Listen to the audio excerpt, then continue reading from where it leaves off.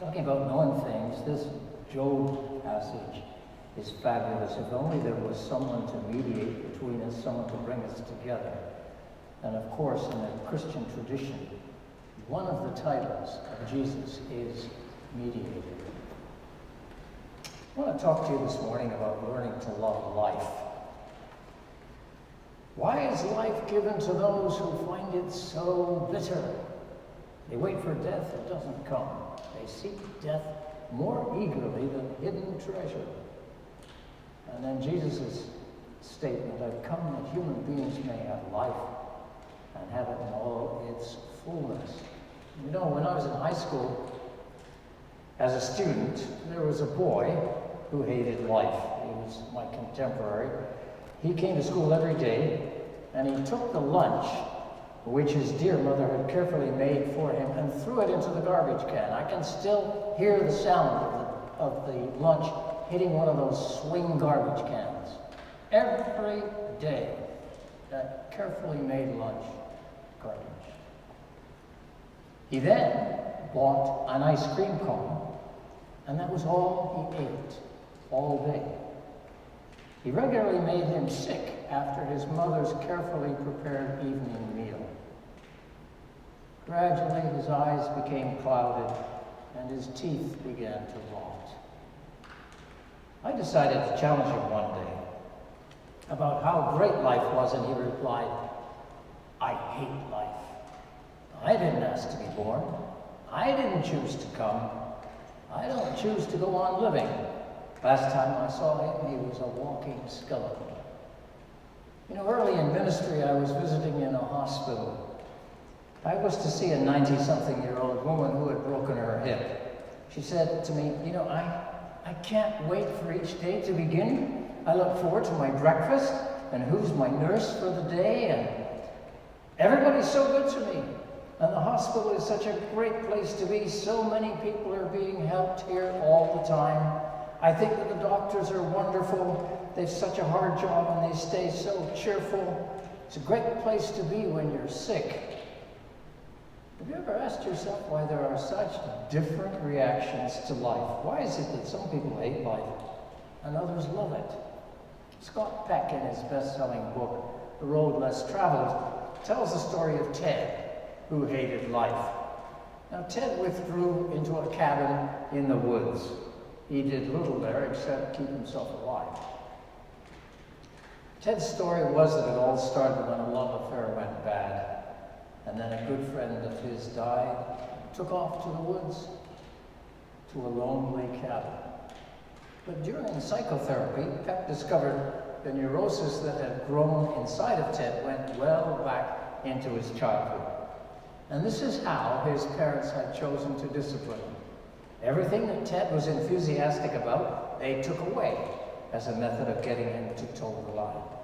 So the special trip to see his aunt was canceled. Then there were his bows and arrows. They took them away, and on it went. Simple system, said Ted. Everything I was enthusiastic about, they took away. Everything I loved, I lost. So in adulthood, Ted subconsciously carried the system on. He got enthusiastic about a girl. They broke up. He learned the lesson again. He developed enthusiasm for a friend. The friend died. So Ted learned that it didn't pay to be enthusiastic about life. So now the subconscious became his present reality, and he withdrew to the cabin in the woods. Now, I was reading a book written by a pair of psychologists from Western, and they were talking about parenting. One mother was heard parenting her child. I don't know when you ever behaved worse than today. You were just terrible. A wiser mother praised her little child at every available opportunity. Here's a sample of what she said to her child on a daily basis. I told your grandma I was going to be proud of you today. You were just great. I am so proud of you. And she hugged her, and the little child's face lit up with a great big smile. You know, I'd be willing to bet that the first child might very well lose enthusiasm for life and become a Ted and withdraw. The second child, who was regularly affirmed at every opportunity, would have a great advantage in life. Now you say to me, look, David, I'm a parent. Is it all then up to parents? Do we program our children for life? Absolutely not. We are free beings. Even if we suffer damage as children, it's still possible to love life. Here's what I've learned about life in a nutshell. Whatever we tell ourselves about life, we believe it and it comes true for us. We believe these things that we tell ourselves at 3 o'clock in the morning are true. A woman came into a minister's study for counseling, and she said, you know, I hate my husband. I'm going to commit suicide. I can't cope any longer. The kids are too much. I never have any money. I hate my life. Well, hold it right there, said the minister. I want you to reverse all of those statements. Say after me, I love my husband. I'm going to celebrate life. I'm coping beautifully. I handle the kids easily. I got more money than I need. I love life. The woman said immediately, that's lying. I can't do that. The minister said, oh, no, it's not. The other is lying. For 1 month, he said, I want you to reverse those statements you've just made and come to see me again. For the next 3/4 of an hour, the minister asked the woman to reverse all of her negative statements as she talked. Then she left his office thinking he was a total fool.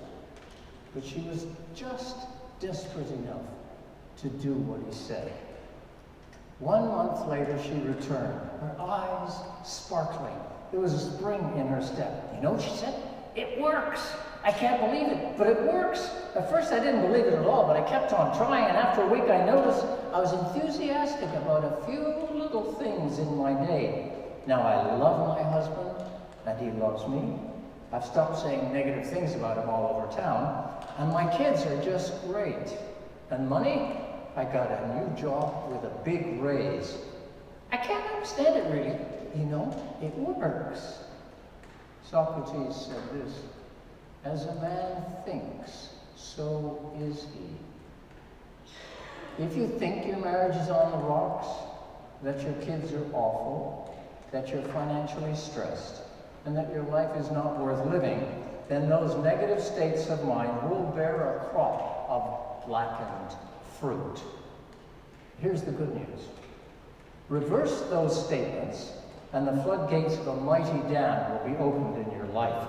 You'll find that you have power.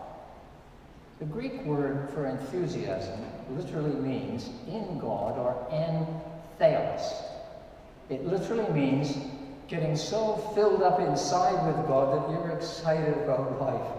Have you experienced that feeling? You can. There's no comparable feeling.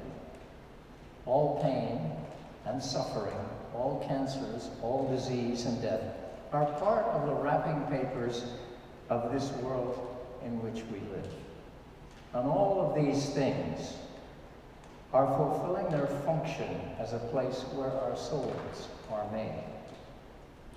You know, God could have created a world without any kind of suffering, without any challenge, but that was not God's purpose. Let's remember, power is the ability to fulfill purpose. Well, what was the purpose? God wanted a place where love could grow in all of its dimensions. So God created a world of incredible beauty, a world of dark and light, where human beings could live, love, and then learn from the greatest teacher of all, life itself. You know, so many people lose their faith in God over a tragedy of some kind. A sick friend is prayed for, and she dies. Somewhere in their lives, these folks pray for something they think God should have acted on, and God apparently did not act. The text we began the sermon with is from the book of Job. Job slowly lost everything. And as this losing process was going on, Job got increasingly bitter.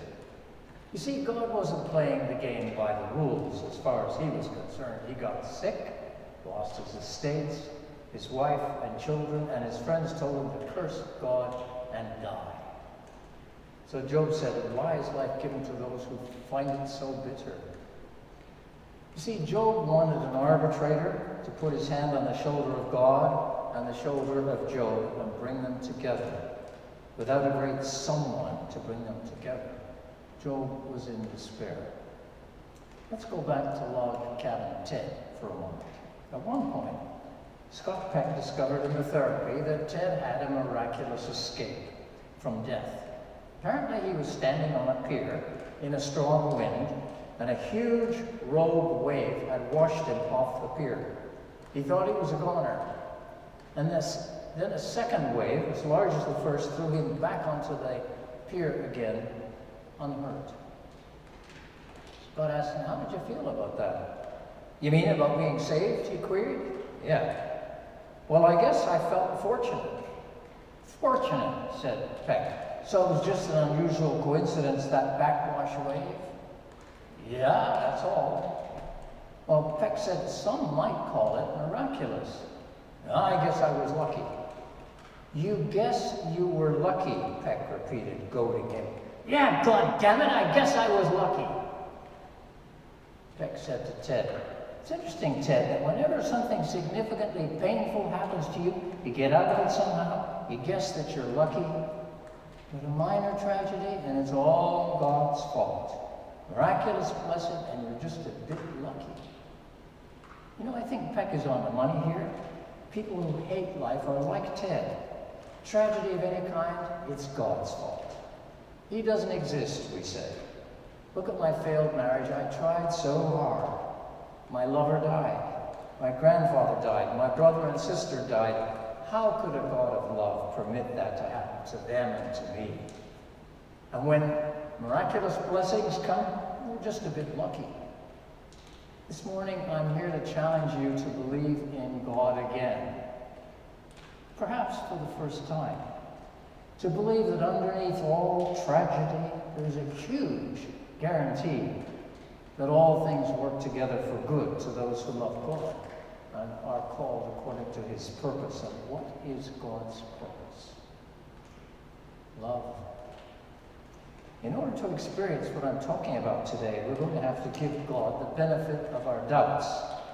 We need to look at the whole picture of this beautiful wonderland world of magic to see that a great hand of love holds us all in his care.